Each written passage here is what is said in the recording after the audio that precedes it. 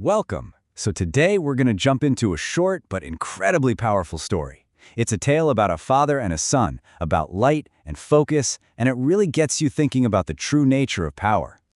So, let's start right here. Is real power that big, brilliant, obvious force that everyone can see? The loud authority? Or is it something quieter? Something that's built up in the unseen depths of focus and devotion? This story has a fascinating answer.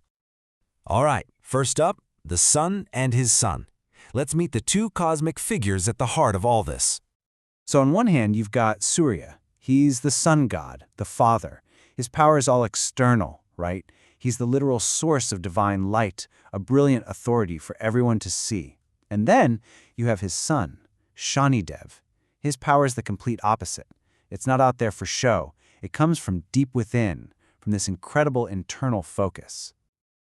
Just let that sink in for a second. From the moment he was born, his entire being was directed inward.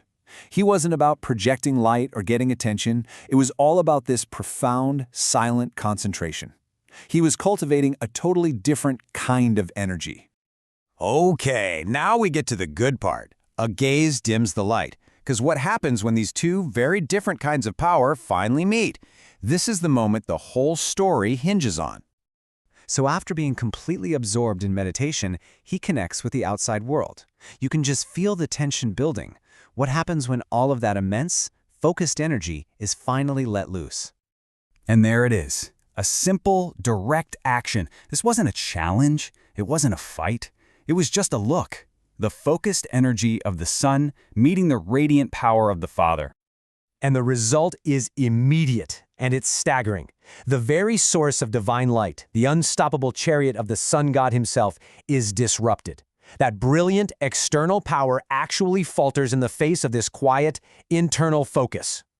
So what happens next? How does the most radiant being in the cosmos react when his own light gets dimmed by his son? You might expect him to get angry, to flex his authority, but what actually happens is way more profound. This right here is the turning point of the whole story. Instead of feeling threatened, Surya, in his great wisdom, realizes he's witnessing something incredible. He understands he's not being attacked. He's being shown a completely different kind of power. And the source of that power? Penance. Now, it's really important to get what this means here. It's not about punishment. It's about sincere, focused devotion. It's a kind of power that isn't just given to you. It's something you have to build and grow through immense self-control.